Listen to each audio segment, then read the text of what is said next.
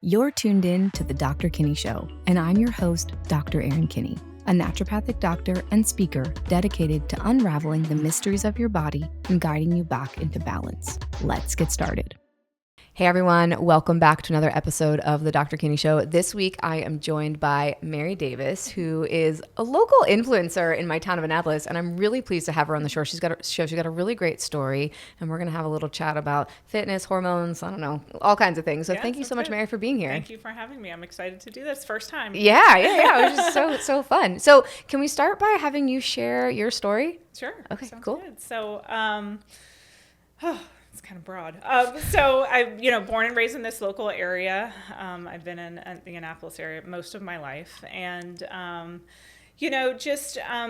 probably kind of through a series of personal challenges. Kind of when I got into my 20s, I really felt like I was not leading the life that was intended for me. So I was making decisions that were, I don't know, just against kind of what I believed in. And I just didn't know what was going on. And kind of like the first unfolding of my story is just when I decided that I, definitely had a problem with alcohol. And I wanted to, put a pause to that.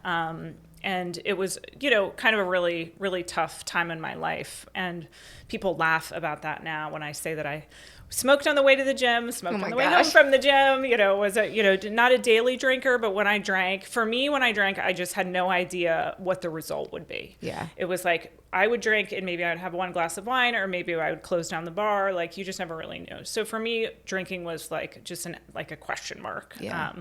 So I was 27 at the time, and I made the decision to, I was canceled, one morning woke up, felt awful, negative in my bank account, and, called and outed myself for the first time. It was just like, called my sister, canceled on, something that she had planned for us again. And I just said, I think that I have a problem. And it was the first time I'd ever outed myself, because, to most of my family and friends, didn't look like I had a problem, but I knew that I did. And that really became my journey. And that was, I came into the rooms of Alcoholics Anonymous when I was 27. I got sober finally at 28. And since then have been sober. So I've been sober about 15 years. And it's been amazing. And I when people in the rooms of AA say that they're grateful to be an alcoholic, I really do believe that, because it has taught me so much about how to deal with people, how to react, how to not react. How to, take over, and look at my side of the street and know that I could only control myself and I can't control anything else around me. So, it's really taught me a lot and really helped to open just a lot of doors for me of, kind of self-reflection. Yeah. If that makes sense. Yeah. So that's kind of what started me on my fitness journey, because now that I wasn't drinking all the time, I was felt bored. better. Yeah, I felt better. I was bored. I was like, well, what am I going to do with my life? I'm going to create this amazing body for myself. So I was living in my brother's at the time, and I was like, I'm just going to get up and go for a run. And I was like, ran 1 mile, ran 2 miles. And that was kind of my first kind of segue into fitness, running, ran a couple half marathons, full marathon. And then kind of got into the gyms and, just felt really good about, when you take care of yourself, it just feels so much better. It feels so much better. And I think, as you've shared in your story, so many other doors open for you. When you feel good and when your energy is in a good place, it you attract other good things, right? Right. Yeah. Yeah. And when I think about, I'm the type of person, I'm very positive, and I always wake up. You're not going to normally hear me complaining, because I always think about what my life used to be like. And I'm like, my life is so much better than what it used to be like. So I wake up feeling very grateful for everything that I have. And which is why I can't say 100% that I'll never drink again, because it's one day at a time. But it's would be kind of like a slap in the face to my higher power, because he's given me so many gifts, like my family and friends, and just peace of mind. Yeah. You know, don't have to lie about anything. I'm not doing anything wrong, like those types of things. So it's really made me the person that I am today. So well, thank you for sharing that. Yeah, I know it's sure. but it's really cool. I don't know. It's really cool when you take something that was obviously like not a great time, Right. and you've been able to like transmute that Yes. into, Yeah. you know, an amazing career, and you do influence a lot of people. You know, Yeah. you share so many things about your own personal health and fitness, and it's nice to.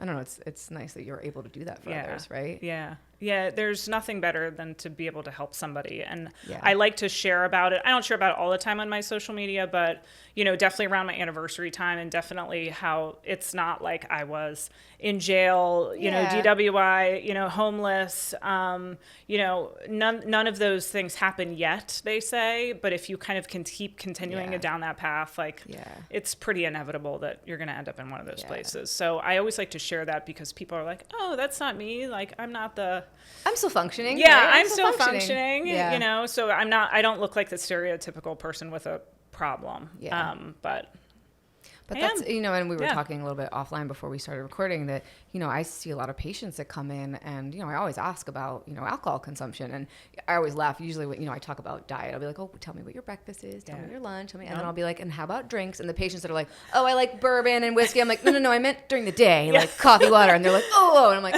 okay, so maybe we need to have a conversation about alcohol. But alcohol, you know, I think you've talked about like its influence on like the bigger part of your life, but it has a major impact on your health. Oh, yeah. Right. And particularly for women, you know, we don't detox it as quickly, and it can disrupt your gut. I've done a couple episodes on alcohol, so I think, you know, my listeners are kind of familiar with this, but it's nice to hear it several times, right? Yeah. So, and you may be drinking, you know, maybe you don't drink during the week, but you drink a ton on the weekend. Right. Guess what? Like for the next 3 days after that, that's still going to have an impact on your gut health, your mood, your anxiety levels, your sleep. Like it does take a toll. And if you are someone who's like, hey, I'm really into fitness, I want to take care of myself, you know, drinking can definitely detract from that. Right. Yeah. Especially if you drink and then you're like, well, now I'm going to go eat this pizza at night. Yes. You know, Well, that's usually what happens is you drink alcohol, and then your willpower, not even always have willpower, but you might fall off your diet, or your sleep's going to get interrupted. And then you're tired the next day, which means you might reach for more caffeine, or you might have another drink earlier in the day because you have like anxiety. Right.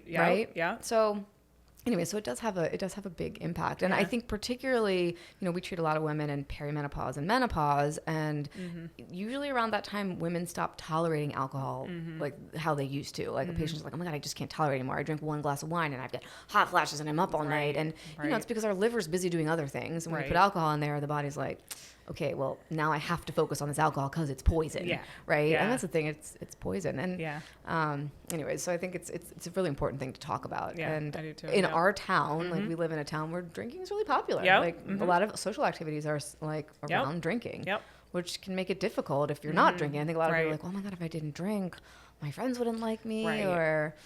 But what I found so interesting, and maybe you can speak to this if this is true for you, I feel like a lot of people don't want to drink anymore. There's kind of this whole like sober movement. And I have these whole groups of like kind of friends that they all come and see me, and they all know each other, and they all say the same thing. They're like, well, I really want to stop drinking, but then I'm just worried that I don't know if I couldn't go out with everybody. I don't think they would like me. And I'm like, listen, you guys are all telling me the same thing. Go do a sober activity. I know, like, go do exactly. Right? Yeah.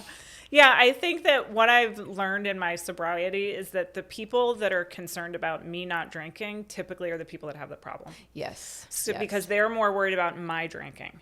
Which they shouldn't be worried about. That is not right. Right. And then, which luckily doesn't happen anymore. That only happened really early in my sobriety. But and then nobody really cares about what you're drinking. They usually care about their own drinks. So if you went to a social event and you had a club soda with lime, nobody's going to be like, is there alcohol in that? Like, nobody's paying attention. Yeah, and if they are, that's on them. Yes, it's not on, exactly. It's not on you, Exactly. Yeah, so it's actually easier than, it's like your own mental block. It is definitely a mind thing. Yeah. And I've been through, like, all of the major life events sober, like, so anybody can do it. You know? But, and then you remember them, right? Right. Like, I think sometimes when you're drinking, you don't remember what happened at the major life event. Yeah, and it's funny because, like, my mom passed away this year, and I was like, okay, I can't drink my feelings away. So you have to, like, now that you're not, because usually drinking has to do with feelings, if it's not just a social reason for something, or shopping or eating, it all is like feelings tied.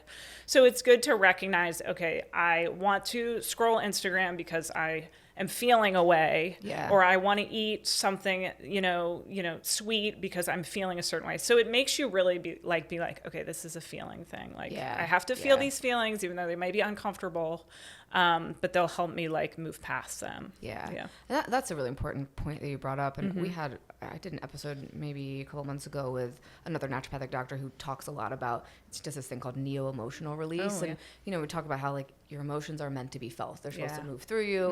And when you do that, they don't take up residence in the body and they don't cause problems. But when we suppress them with alcohol or scrolling or shopping, they're still there, right? We just, and oftentimes they will turn into physical symptoms if you don't feel them and let them out. And so then we have not only like the problems that alcohol is causing, but then the problems of the suppressed feelings, and then it like can create all kinds of stuff. Oh, 100%, so it's really important if you're dealing with any sort of chronic health condition and you are drinking alcohol, maybe looking at hey, why am I doing this? Like what am I trying to cover up? Right. So let's talk a little bit about your fitness journey and like what you do there. Sure. So I started with the running. So people always ask me, I happen to have my husband is a football coach. He's been a football coach by his profession since I've met him. He coached for the Naval Academy. Now he coaches and teaches at Annapolis High School. So he's been a coach. So I have two daughters who are very athletic, and people laugh at me. They're like, oh my gosh, like, did they get those athletic genes from you? And I'm like, no, they definitely did not. I was not athletic growing up at all. I tell my daughter, I'm like, I got cut from the field hockey team, cut from the lacrosse team going into high school. So we kind of laugh because they're athletic, but not for me. So people ask me if, I was athletic growing up, and the answer is definitely not. So I started with the running, and, felt, after maybe a year of doing a lot of races that like, okay, I'm kind of done with the running. So that was fun and all, but I'm sort of done. So then I started with spin classes, and I met a great instructor at 24 Fitness named Mindy, and she was very inspirational. And she's like, you should get your spin certification. So I was like, okay, like I'm going to do that. So I did it. And that was, I am a believer that if you are too comfortable, if you spend too much of your life comfortable, then you are not progressing and you are moving backward in your life. So I am the type that really seeks out challenges of getting uncomfortable because I know it's going to make me better. And that like parlays through a lot of my story. And so I was like, this is going to be really uncomfortable teaching a spin class in front of people. I've never done this, like, so many nerves. But I was like, I know that if I move through this, like I will get stronger. I will, get better. And that's kind of my mantra in life is like, keep pushing the comfort zone and it will just make you better. So I started spin classes, taught those forever, taught was like 6-7 classes a week before kids. And then I got pregnant with Gianna, and it was right around that time that I was like, I saw a photo of a friend of mine who was like totally jacked, like lean, looks so strong. And I'm like, so I messaged her, I'm like, Anya, like, what are you doing? And she's like, I lift 5 days a week and I count macros. And I'm like, and you don't do cardio? And she's like, no cardio. What is this madness? I know. So this was like 10, Gianna's almost 10. So 10 years ago. So I was like, okay, well, let me figure out how to do weight training. So I looked up a free app on bodybuilding.com and started like, day one, week one, day one, here are the 4 exercises. And I would just walk around the gym and be like, let me watch this video. Okay, let me do this. So you like completely taught yourself? Completely taught myself. I mean, I did some weight training up at the high school when I was younger, but I really didn't know what I was doing. So I just watched a video and I was like, okay. And I really have, and what I always coached women on when I did a lot of fitness coaching is like, just like the drinking, people are not worried about your workout. Like they are worried about their workout. So anything that you are, that is stopping you from going around the scary part of the weight training room, is really all about you. It's no one's paying attention to you. So I'm like, you need to just download this app and just go day one, day two. And I just kind of taught myself, and I really started to see like a lot of changes, like I build muscle pretty easily back 10 years ago I did. And it was like pretty awesome. And Gianna was born. And at that time, a friend of mine did a bodybuilding competition. And I was like, well, that looks hard. And there's no way I'm not going to be able to eat ice cream. Like this is going to be too hard. And I'm like, so I have to do it because it's going to be really hard. Hard. You're like, oh, it's going to challenge me. So that's going to challenge me. So I did, I ended up doing 10 shows in like, probably like 5 years. Wow. So it was a challenge. And yeah. I loved it. Are you still doing that? No. We were kind of like, my husband and I were both like, okay, like this is, because that's pretty intense. Can you talk through like what looks like? Because you kind of like bulk up and then lean down. Is that so like in the first time I did it, I cut for 16 weeks, and I probably was like, I cut from like 135 pounds to like 125 pounds. So it wasn't a big drop. Yeah. And then from then on, like after the first show, they were like, well, you're not muscular enough. So I was like, okay. So then I had to gain more muscle, then lose more weight. Because I wasn't muscular enough or lean enough. Got it. So it's like you have to add more calories, lift heavier for longer. Dieting, Yep. And then cut more. And it kind of just went back and forth of that. Like and then it's like, and then it's like, well, not, you're doing 20 minutes of cardio a day. Okay. But by the last month, you're doing like an hour of cardio a day. Like sometimes. Just to be cutting the fat. Yeah. Yeah. Which is kind of, it's intense to be doing that and regular life too. And regular life. Yeah. At that time, I only had one child, and it was a lot. But I was kind of like, very laser focused on that. Yeah. So it was But you probably learned a lot about how to morph and change your body. 100%. Right? And what you need to do. 100%. I think it's actually, I get so many patients that come in that are wanting to lose weight, and nobody wants to eat correctly or build muscle. Everyone wants to do cardio. That's like, we kind of have this mindset of like, well, I'm going to cut calories and do cardio. And that works in your 20s if you want to be like skinny. But in terms, like when you get into like 30s and 40s, that equation doesn't work. It really doesn't. Like it's very rare that I find a patient that works for them. Right. Muscle mass is the number one important 100%. thing. And sometimes as you're building, you have to eat a lot more calories. Right. Which is kind of goes against most of how people feel. But was it uncomfortable? Like, can you talk about when you were first in like the build, like what did that feel like for you? Would it feel weird? So by like the last show, I wasn't starting at 135 anymore. I was starting at like 148. Oh wow! So I was like, but mostly like you bulked up muscle. It was muscle, but it was also fat. It was kind of like every time I finished a show, I didn't reverse diet well because I was like, screw this, like I just want to eat whatever I want. So I didn't reverse diet great. So it was like 148, and then my last show I got down to like 123. So like that was like, oh, that's a big drop. Really hard. Really hard. And that's in how short of a time do you lose that weight? Like 12 weeks. Got it. Yeah. So it's not a lot of time. It's not a ton, and it's really tiring and exhausting. So maybe can you share about your fitness now, like what that looks like right now? Yeah, it's way different now. Yeah. It's muscle is king. That's how I always like. The more muscle you have, it's just the more fat you burn at rest, the better you feel, your daily life is easier. So for me, it's like 100% weight training is everything. Yeah. So I don't do cardio anymore. I mean, it's extremely rare. And I really just focus on progressive overload. So, can you explain what that means for people that might not know? It means like doing the same boring exercises over and over and charting, okay, today I squatted, 135 for 10 reps. And then I did a leg press, 200 for, 8 reps. And really kind of knowing how many reps you can do is that at your max weight? Yeah, I mean, I try to max out like once a month at a squat or a hip thrust or a deadlift, and then and really just journaling that and being like, okay, week 2, let's see if I can do the same weight but a few more reps. And it's really about like following a program that is typically boring. I mean, that's why people like more of the functional weight training, because it's like you show up and people say, okay, here's your workout today. And I don't like when people control my workout anymore. Like I want to control it because there's some exercises that I just want to keep progressing in. It's more of like, it's not sexy. That's just why people like kind of don't love doing it, but it really works. Really works. And then you see these results and you are like, well, I just squatted 200 pounds today. Like that feels amazing. Yeah. So like getting those like victories is pretty awesome. It's really cool. I mean, it can also, you can get that good victory like when you run a 10K or something. Sure. But I feel like I used to be a runner as well. I was like, I ran a bunch of marathons. I was really into it. And the high of that, but then you don't feel great afterwards. Like, but I love now, like I do a lot of weight training now. And what I love about weight training is like, you feel great in the weight. You're like, oh my God, I just upped my weight and this feels awesome. But you feel great the whole day. Yeah. Oh like, yeah. I don't do much cardio. I feel like I've attempted to run a few times in the last couple of years and I will do it. And then I feel like crap for like 3 days. I'll get a headache. I'm tired. I'm cranky. I'm like, this sucks. And you're hungry, but I feel like I don't know, with muscle training, you are hungrier, but you're burning so many more calories. Right. Your basal and it may not be on your up. Watch to you know, I don't wear any trackers, but like, you know, sometimes I'd be like, wow, that upper body day burned 100 calories. Like,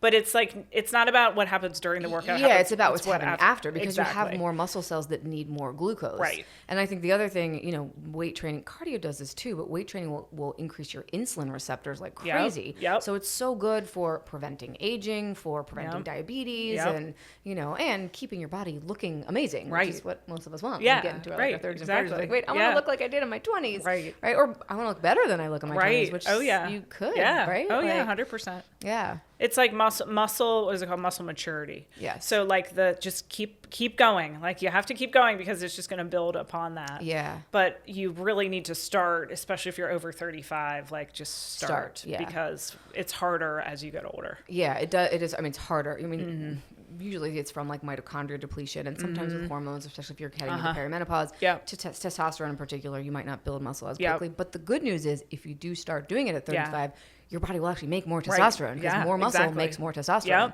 which is really helpful. 100%. But can you talk about maybe like, let's say someone's listening and they're like 37 and like, crap, I don't lift weights. How long typically in the people that you've worked with, how long do they need to commit to this before they may start seeing results or feeling results? So it's a little twofold because sometimes people start a weight training plan, but they don't change their eating at all. So the muscle may be building, but the scale might not be moving, but your clothes may be fitting better. So it really has to do, and what I would tell all my clients is you have to take before and after photos. Like the scale is not key. The scale is not really that important. I like never weigh myself. No, never. No, it like means nothing to me. It's like how the clothes fit and what your body looks like. So I really try to get people to take before and after photos. Which that's a hard concept too. I think so many of us, and I've been there too, like we get so focused on, oh my God, I've got to weigh this. I got to weigh this. But I mean, I've had times in my life where I've weighed, you know, a lot less than I weigh now, but my clothes don't fit well because I'm swollen and puffy or I don't have the muscle mass or I think I probably weigh more than I've weighed in a long time, but my clothes fit better, right? Because you build more muscle. I will tell patients, I'm like, I've gone through periods where I've not worked out and then when I start lifting, I usually will go up a size for a month or two, but then it drops down and then you're like, oh, my clothes feel fantastic. So you kind of have to be prepared for that too, right? Yeah, that could be like just some water retention because, you know. Or I mean, as your muscles get bigger before the fat loss happens, you might get a little bigger. But that's usually a good sign. It means your body is building muscle. It's a little hard for us mentally sometimes. And sometimes the gyms will have those machines you can use. And those are, they're not 100% accurate, but they'll be, at least if you're trending downward in fat and upward in muscle, like it'll give you a making range. Progress. I think sometimes that is hard, and I see that with patients when we're not talking about changing their body, but changing how they feel. It's nice to have a tracker. Like if you're like, well, I don't feel better yet. Like this is why we like to run labs. And we're like, oh, but hey, look, your cholesterol is going down, your blood sugar is going down. Like these numbers are looking better. Like so sometimes it is nice to have a tracker if you're not seeing the results yet. But I mean, I feel like when you do weight training. You are going to see results. You just have to stick with it. You have to stick with it. And you have to make sure that I always tell my classes, because I teach at Lifetime, it's like, don't let yourself off the hook. Like if you can do, 15 bicep curls with a 10-pound weight, like maybe you should do 12 and a halves and go try to get 10 bicep curls, so if you're not, those last couple reps should be very hard. And if you can just go through and then you're not really building the muscle, right? Because you're not challenging yourself enough. So just like you said, it's just like you got to keep adding the challenge, you have to keep going. You got to challenge. I've been doing F45 just because it's easy, and my fiance is doing it with me, and we've had a lot of fun. Like it's fun, we go together. It's like a great workout. But it's funny. I don't tend to. I could probably lift a lot more than I do, but I'm always so nervous I'm going to injure myself. And so I always want to keep my form really good. And if my form starts to go, I'm like I got too heavy. My fiance is so funny. His form is terrible, and he picks up like the heaviest thing, and they're always yelling at him. But he's like, I'm fine. I feel like I would get injured if I I wasn't this strong, but I'm strong. Oh my gosh, so funny. But they're always coming over to me and they're like, take some more weight. And I'm like, oh, I don't know, but I'm going to take some more weight after this conversation. Do it. Because they're great trainers there, and they'll keep an eye on your form to make sure you're doing everything right. Yeah. But I think you're that, like, it sounds like it's almost like your motto that you live by is like, keep challenging yourself. Yeah, and then you will really grow. Have to. Yeah. That's why, like, I found myself at a crossroad in this summer because I have been a recruiter my whole life, and I'd been laid off twice in the past year from like big companies, and that has never happened to me. Once I got laid off at I was doing extremely well at this client. And my husband was like, you need to go into social media. Like, that is your thing. Well, you need to do it. Yeah. And I was like, this was like July. And I'm like, I took a month off from all social media. I was like, I just need a reset. And I came back in August and I'm like, okay, like, I'm going to do it. And it was like, it's actually been going awesome. So it's, yeah, you're helping other businesses with their social media, which is really I cool. love. Like, I don't have to be on social media as much, which is nice sometimes because I was on it a lot for the makeup. But, just to like help others. And I'm good at helping people with filming and, what to wear during branding shoots and like, all those types of things. So I'm doing something I love, which is awesome. Really nice. But it's probably a little bit, is it out of your comfort zone a little bit? Yeah. Yeah. So you're growing. Running my own business, managing multiple clients and deadlines. Like, I'm like, oh my gosh. Yeah. Well, wait, I want to touch a little bit about the makeup stuff too, because I feel like, so, and because I've used your makeup too, this company, which has been fantastic. But I love how, I don't know, makeup, I think, and how you look makes you feel better, right? When you feel good about how you look, you tend to feel better. Right. When I was in med school, my classmates used to make so much fun with me because every time we had a big exam, I would wake up early and I would take a shower and I would do my hair and makeup. And they're like, and I would study while I was doing it. But my first, like, what are you doing? Who cares what you look like? I'm like, listen, I feel better when my hair looks good. I know this sounds so petty and silly, but I feel better, and I'm going to do better on the test. Oh, yeah. And, like, I swear, I was valedictorian. I don't know if that was... Oh, my gosh! But, like, I did really well on all the tests. I was very good at taking tests. But I usually, the tests that I would, like, roll out of bed and didn't do, I just didn't feel as great about myself. So there's something really important about when you feel like you look good, you are going to feel better. Yes. And that's why I was the type, before I started using the makeup, I had worked from home for, I don't know, maybe like 7 or 8 years. So I would always say I'm, sports clothes on the bottom, but like makeup on the top, or like put together on the top, because I would wake up, work at home, but I put on makeup almost every day. And I still do, because it just makes me feel better. Yeah. Yeah. And I feel like, some are like, oh, you don't have to wear makeup to be pretty. It's nothing about that. No, not at all. But you want to like dress and do yourself how you feel good about yourself. And it's it literally shifts your cells when you feel better about 100%. Yourself. Like your cells they'll be happier, they'll function better, because it's going to lower your stress also. Like if you're like in an interview or in a social situation where you're like, oh, I really don't like my outfit, or I didn't do my, like they look better than me or whatever. Yeah. That's like an underlying stressor that's going on. So when you show up and you're like, all right, I'm in an outfit that makes me feel good, my makeup makes me feel good, my hair is good, like your body's going to function better, right? Yep. Yeah. So I started, I was coaching a lot of fitness clients when I got introduced to the makeup, and I was like, my fitness clients are going to love this, because whereas fitness is not instant gratification, putting on makeup is instant gratification. Which is kind of nice. So I immediately did very well, and it was a wonderful 6 years that I did it. I still do it. We don't have a team aspect anymore, but I still, I did makeup this week for a client's photo shoot, for a branding photo shout. So I still incorporate it in. And it's so nice to, I didn't know how to use makeup when I started with Saint. And I ended up teaching a lot of women who also didn't know how to use, I probably did 500 faces in person, and people would come to my house during like my lunch break. And so now you're probably really good at it, right? Yeah, I am. And I've been able to teach women who would come in and be like, I don't know how to do makeup. And I'm like, I didn't know either. Yeah. Like, I will teach you. It's not as hard as you think. I've used that makeup for probably, when did it first come out? Like in 2017? Yeah. I think I started using it then, and I didn't know. I knew nothing, but I would like teach it. It's so easy to contour. It's a great. I love it. It's still my favorite makeup. Yeah, that's all I use. It's great makeup, and it's in the car. You can travel with it. It's so easy. A little pop I know. And everything. But I think it's a good kind of metaphor and reminder that when you feel good about how you look, your body is going to perform better, and you're going to feel better about. Especially for like moms, busy women that have a lot on their plate. it's like, just take like the 5 minutes to like make yourself feel good so that you can be a better mom, wife, employee. And this can be something, if you're struggling, you know, I work with so many patients that they don't feel good, right? They're dealing with something like they're tired, they're anxious, they're not sleeping, their hormones are out of whack, and you know, they don't feel good about themselves, and they just don't feel good in general. But finding something, and it might not be makeup for you, but finding something that like brings you joy, even if it's a small little thing, right? It might give you 10 minutes of feeling good during the day. And maybe like as you start feeling better, that will increase. And it's kind of just like, you know, you start off at the gym. Like I tell patients that are like, oh, I'm so stressed and I feel bad all the time. I'm like, well, let's find something that makes you feel good, at least for 10 minutes of the day. And then we can build upon that. And then before you know it, you're going to be like, oh, I had 3 hours today where I felt great. And like, just keeps going. All goes together. Yeah. So what else do you want to share about your journey, fitness, health, life? I don't know. Sure. Being a mom is awesome. I've definitely become a better mom as I've, been a mom. When I first became a mom, I think I was a little too focused on like achieving right in the beginning of motherhood. I was like, okay, let me drop my child off at the sitter so that I can go achieve things. And now I'm like, kind of a little bit of the opposite. I'm like, okay, my work day ends at 2. So you can go home and then so I can go home and I'm not going to be on my laptop. And when my kids are home, they're with me, because being a mom is, it goes by really fast. It goes by really fast. Yeah. And I have a 4th grader, and every night when she asks me to put her to bed, I'm like, yes, I will put you to bed because maybe in 5th grade, you're going to change your mind or something. So I really am very focused. I have a 4th grader and a pre-K.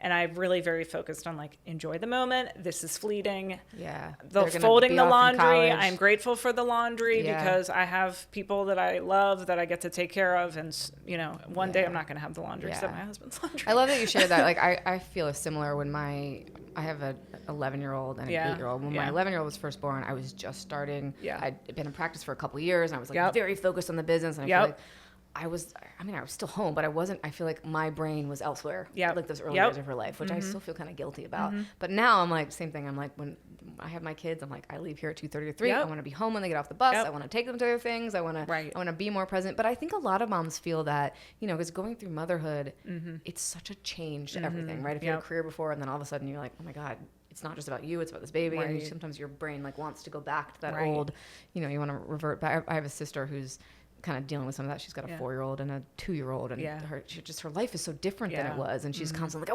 want to work, and you know, and I mean, she's got to go through it herself, right? Sure. But yeah, I remember feeling that way a lot. Like, I gotta go to work. Right now I'm like, I love my job, but I also want to be home with my kids, because I've got one that's going to be a teenager soon, and who knows if she's going to still want me to snuggle with her.